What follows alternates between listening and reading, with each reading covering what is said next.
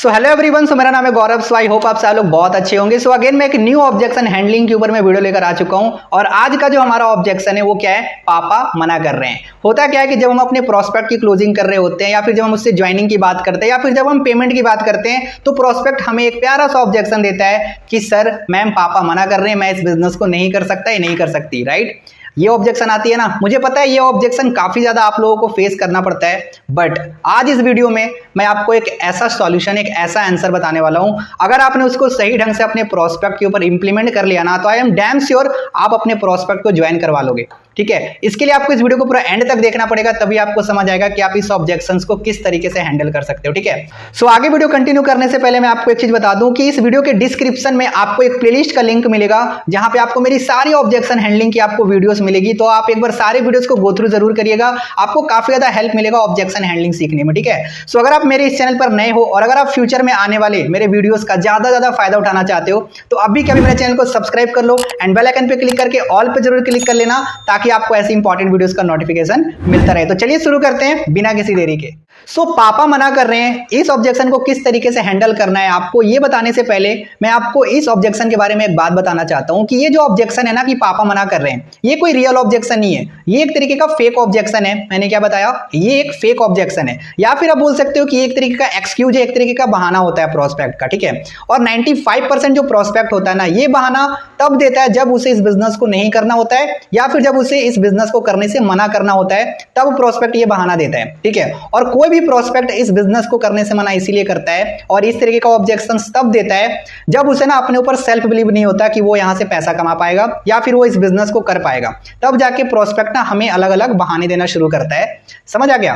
क्योंकि ज्यादातर जो प्रोस्पेक्ट होते हैं ना वो हमें डायरेक्टली मना नहीं कर पाते हैं कि सर मैं मुझे इस बिजनेस को नहीं करना है, वो डायरेक्टली मना नहीं कर पाते हैं, इसीलिए वो इनडायरेक्टली क्या करते हैं, मना करने के लिए इस तरीके का ऑब्जेक्शंस देता है। हाँ, बट कुछ परसेंट लोग ऐसे होते हैं जो सच बोलते हैं क्योंकि वो अपने पेरेंट्स से जाके बात करते हैं, अपने पापा से बात करते हैं और सच में उनके पापा जो है, उनके पेरेंट्स जो है मना कर देते हैं इस बिजनेस को करने से, तो वो प्रोस्पेक्ट हमें आके बोलता है कि सर मैम मेरे पापा मना कर रहे हैं। कुछ परसेंट लोग सही बोलते हैं बट ज्यादातर लोग ऐसे होते हैं जो झूठ बोलते हैं। और एक चीज बताऊं, ज्यादातर जो प्रोस्पेक्ट ऐसे होते हैं ना वो पेरेंट्स से पूछते भी नहीं है, वो अपने पेरेंट्स से, अपने पापा से पूछते भी नहीं है कि इस तरीके का मैं बिजनेस करना चाहता हूं, वो खुद से अपने मन से वो आके बोलते हैं कि पापा मना कर रहे हैं क्योंकि उसे इस बिजनेस को करना नहीं होता है, तो वो खुद से अपने मन से ही वो क्या बोलता है कि सर मैम मेरे पापा मना कर रहे हैं क्योंकि उसे इस बिजनेस को करना नहीं है, तो कोई ना कोई बहाना तो चाहिए, तो आके बहाना मार देता है कि सर मैम मुझे इस बिजनेस को नहीं करना है और वो अपने पापा से पूछा भी नहीं है।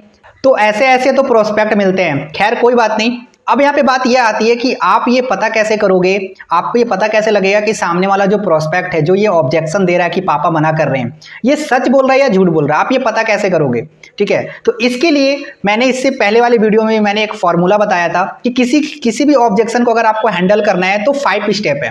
अगर आपने इस 5 स्टेप को अगर आपने फॉलो किया तो आप किसी भी ऑब्जेक्शन को बहुत ही अच्छे तरीके से हैंडल कर सकते हो। ठीक है, तो मैं अगेन एक बार मैं ऑब्जेक्शन हैंडलिंग का जो फॉर्मेट है वो मैं आपको रिपीट कर देता हूं, फिर मैं आपको बताऊंगा कि इस फॉर्मेट के थ्रू आप किस तरीके से इस ऑब्जेक्शंस को बहुत ही अच्छे तरीके से हैंडल कर सकते हो। ठीक है, तो ध्यान से समझना, जो मैं अभी आपको फॉर्मेट बताने वाला हूं मैं ज्यादा डेप्थ में नहीं जाऊंगा, इन शॉर्ट में आपको फॉर्मेट बता देता हूं, फिर हम डायरेक्ट चलेंगे कि इस ऑब्जेक्शन को किस तरीके से हैंडल करना है। ठीक है, तो किसी भी ऑब्जेक्शन को हैंडल करने के लिए ना एक फॉर्मेट होती है। ठीक है, 5 स्टेप का एक फॉर्मेट होता है, 5 स्टेप का एक फॉर्मूला होता है। ठीक है, जिसमें सबसे पहला जो स्टेप आता है वो है एग्री। एग्री का मतलब ये होता है कि जब भी कोई प्रोस्पेक्ट आपसे कोई ऑब्जेक्शन करता है तो उसके ऑब्जेक्शन से हमें एग्री करना होता है। ठीक है, दूसरा जो हमारा स्टेप है वो है आस्क प्रॉब्लम और एक्सक्यूज। सामने वाले से पूछना है कि आप जो ऑब्जेक्शन दे रहे हो, ठीक है, ये एक्चुअल में प्रॉब्लम है या फिर आप बहाने दे रहे हो। ठीक है, उसके बाद तीसरा जो हमारा स्टेप है वो है फील फेल्ट फाउंड। इसका मतलब ये होता है सामने वाले को ये बोलना, ठीक है, जैसे प्रोस्पेक्ट बोल रहा है कि पापा मना कर रहे हैं, ठीक है, तो हमें यहाँ पे ये बोलना होता है कि जब मैं इस बिजनेस को स्टार्ट कर रहा था ना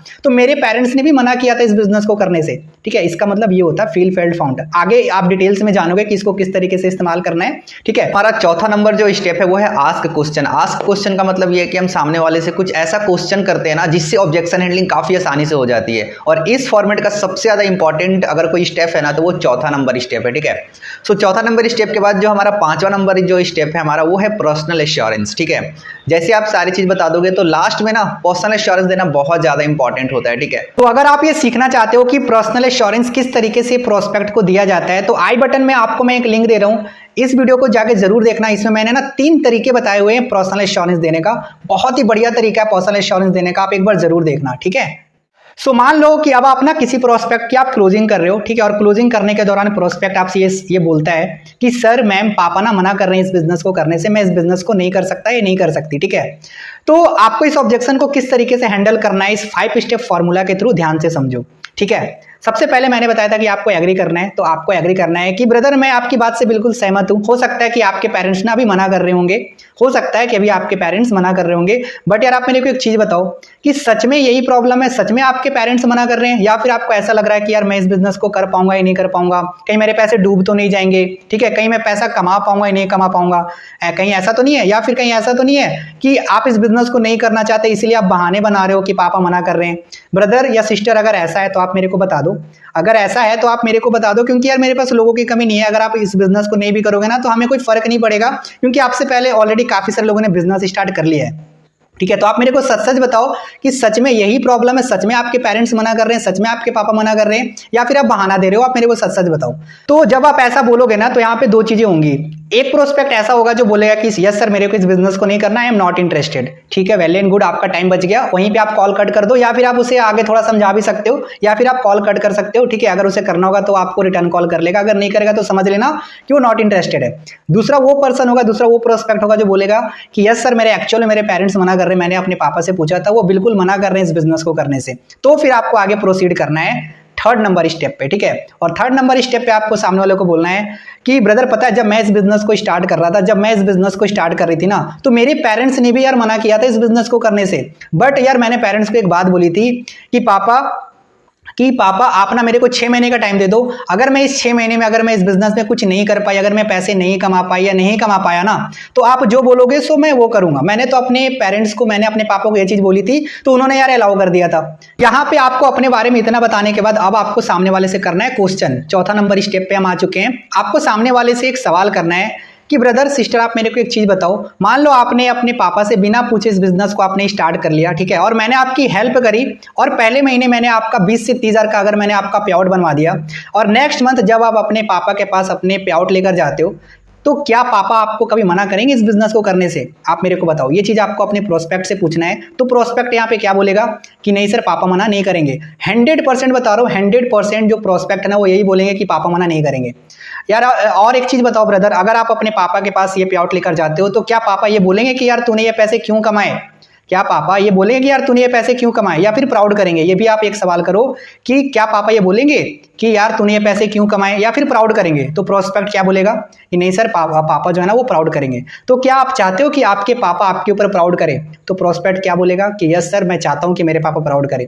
तो ब्रदर आप इस बिजनेस को स्टार्ट करो, तो मैं आपके साथ हूं, ठीक है। और यहाँ पे ना आप एक चीज और पूछ सकते हो सामने वाले से, यार ब्रदर मान लो अगर आप पापा से बिना पूछे इस बिजनेस को स्टार्ट करते हो तो क्या पापा आपको घर से निकाल देंगे? आप प्रोस्पेक्ट से पूछो क्या घर से निकाल देंगे?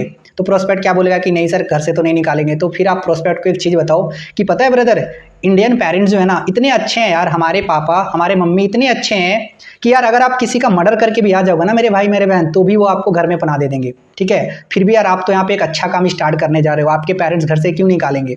ठीक है, क्योंकि पेरेंट्स भी तो यार आपका कहीं ना कहीं भलाई चाहते हैं ना यार।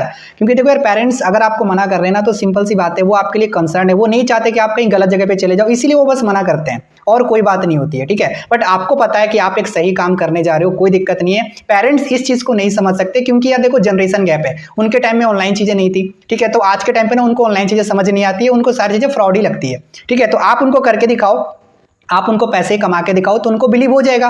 बिलीव कराना तो हमारा काम है ना यार, उन्हें तो पता नहीं है ना। तो आप काम करो, आप पैसे कमा के दिखाओ, पापा आपके ऊपर बिलीव करेंगे और आपको फिर जिंदगी में मना नहीं करेंगे इस बिजनेस को करने से। और भाई आपको एक चीज बताऊं कि सही काम करने के लिए ना किसी से पूछने की जरूरत नहीं होती है, ठीक है। सो इतना बताने के बाद अब आपको लास्ट में सामने वाले को पर्सनल एश्योरेंस देना है। पर्सनल एश्योरेंस कैसे दोगे? आपको सामने वाले को बोलना है कि ब्रदर आप स्टार्ट करो, मैं आपके साथ हूँ, मैं आपकी पूरी हेल्प करूंगा इस बिजनेस में ताकि आप ज्यादा पैसा कमा सको, ठीक है। और इस बिजनेस में आप जो भी चीज सोच कर आए थे ना मेरे भाई कि आपको अपने पैरों पे खड़ा होना है, आपको अपने पैसे कमाने हैं या फिर आपको अपने पेरेंट्स के लिए कुछ करना है, इट्स माय रिस्पॉन्सिबिलिटी, ये होगा ही होगा। क्योंकि आज से पहले मैंने बहुत सारे लोगों की हेल्प करी है, तो मैं आपकी भी हेल्प करूंगा इस बिजनेस में ग्रो करने में। तो आप स्टार्ट करो, मैं आपके साथ हूं, ठीक है। सो अभी मैंने आपको एक तरीका बताया इस ऑब्जेक्शन को हैंडल करने का। अब मैं आपको एक दूसरा तरीका बताता हूं कि आप इस ऑब्जेक्शन को किस तरीके से हैंडल कर सकते हो। ये दूसरे तरीके में ना सिर्फ मैं आपको क्वेश्चन करना बताऊंगा, बाकी फॉर्मेट सेम है, सिर्फ मैं आपको क्वेश्चन करना बताऊंगा। अभी मैंने आपको एक क्वेश्चन बताया कि क्या क्वेश्चन करना करना है। अब मैं आपको एक दूसरा क्वेश्चन बताता हूं कि आप इस ऑब्जेक्शन को हैंडल करने के लिए आप दूसरा क्वेश्चन क्या कर सकते हो। ये भी क्वेश्चन ना बहुत जबरदस्त है, अगर आपने इसको सही ढंग से इंप्लीमेंट किया ना तो बंदा चेक हो जाएगा और आपके साथ ज्वाइन भी करेगा। ठीक है, तो आपको किस तरीके से क्वेश्चन करना है ध्यान से समझो। आपको सामने वाले से एक सवाल करना है कि ब्रदर एक चीज बताओ, क्या आपकी गर्लफ्रेंड है? तो सामने वाला क्या बोलेगा कि हाँ सर है। तो आपको पूछना है कि ब्रदर एक चीज बताओ कि जब आपको गर्लफ्रेंड बनाना था तो क्या आपने अपने पापा से पूछा था कि पापा मैं गर्लफ्रेंड बनाने जाऊं? तो प्रोस्पेक्ट क्या बोलेगा कि सर मैंने तो पापा से नहीं पूछा था। ऑब्वियस सी बात है यार, कोई भी नहीं पूछता, मेरे को पता है आपने भी नहीं पूछा होगा। अगर आपको गर्लफ्रेंड या बॉयफ्रेंड बना था ना तो आपने नहीं पूछा होगा, है ना, मुझे पता आपने भी नहीं पूछा होगा। तो प्रोस्पेक्ट भी नहीं पूछता है, कोई भी नहीं पूछता है अगर गर्लफ्रेंड या बॉयफ्रेंड बनाना होता है तो, है ना। तो प्रोस्पेक्ट बोलता है कि हाँ सर मैंने नहीं पूछा था। तो आप उसको बताओ।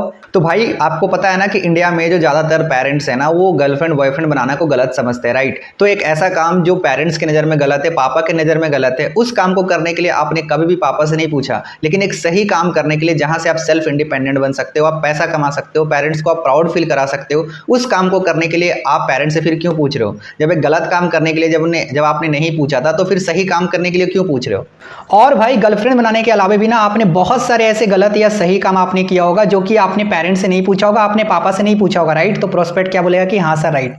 तो ब्रदर एक और सही काम हो सकता है कि पेरेंट्स के नज़र में ये गलत है, फिर आप इस बिजनेस को यार स्टार्ट क्यों नहीं कर सकते, आप मेरे को बताओ। तो इस जगह पे क्या होगा ना, प्रोस्पेक्ट बिल्कुल साइलेंट हो जाएगा, कुछ भी नहीं बोलेगा, क्योंकि उसको रियलिटी मैंने बता दिया। ठीक है, क्योंकि उसने आज से पहले बहुत सारे गलत काम या सही काम किया पापा से बिना पूछे, तो भाई एक और काम भी तो कर सकता है ना बिना पापा से पूछे। तो प्रोस्पेक्ट ना इस जगह पे बिल्कुल साइलेंट हो जाएगा। इसके बाद आपको कुछ भी नहीं करना है, सामने वाले को ना एक बहुत बढ़िया सा एग्जाम्पल देना जो कि अभी मैं आपको बताने वाला हूँ। और ये एक ऐसा एग्जाम्पल है ना, अगर आपने सही ढंग से अगर आपने अपने प्रोस्पेक्ट को बता दिया तो आप मेरे से लिखवा के ले लो, आपका प्रोस्पेक्ट आपके साथ ज्वाइन करेगा ही करेगा। ये ऐसा एग्जाम्पल ही है। ठीक है, ये बहुत अच्छा एग्जाम्पल है, मैं हमेशा यूज करता हूं जब मेरे से प्रोस्पेक्ट कोई बोलता है ना कि पापा मना कर रहे हैं, मैं हमेशा इस एग्जाम्पल को यूज करता हूं। आप भी यूज करो, आपको बहुत बड़े रिजल्ट आएगा। ठीक है, एग्जाम्पल क्या है ध्यान से समझो। आपको सामने वाले से पूछना है कि आप महेंद्र सिंह धोनी को जानते हो? तो बोलेगा हाँ सर जानते हैं। फिर उसको बताओ अगर उस टाइम पे ना अगर महेंद्र सिंह धोनी अगर अपने पापा की बात मान लेता ना तो आज महेंद्र सिंह धोनी इतना बड़ा क्रिकेटर नहीं होता, आज वो खड़गपुर स्टेशन में ना टिकट काट रहा होता। ठीक है, लेकिन उस टाइम पे अगर उसने अपने पापा की बात नहीं मानी, इसका मतलब ये नहीं कि वो अपने पापा की ना रिस्पेक्ट नहीं करता था, उसने अपने पापा की डिसरिस्पेक्ट कर दी, उनकी बात ना मानकर। इसका मतलब ये नहीं है यार, उसका सपना अलग था, इसलिए उसने डिसीजन लिया कि मेरे को क्रिकेटर बनना है। क्योंकि जो क्रिकेट का फ्यूचर था ना वो महेंद्र सिंह धोनी को पता था, उनके पेरेंट्स को नहीं पता था कि क्रिकेट का फ्यूचर क्या होने वाला है। इसीलिए उसने क्रिकेटर बनने का फैसला किया अपने पापा की बात को ना मानकर। ठीक है, सेम उसी तरीके से यार इस बिजनेस में भी है। ठीक है, अगर आज हमारे पेरेंट्स इस बिजनेस को करने से मना कर रहे हैं ना क्योंकि उन्हें इस बिजनेस का पावर नहीं पता है, उनको इस बिजनेस का फ्यूचर नहीं पता है, इसीलिए वो इस बिजनेस को करने से मना कर रहे हैं। लेकिन यार आपको तो पता है ना इस बिजनेस का फ्यूचर क्या, पावर क्या है, तो आप स्टार्ट करो ना।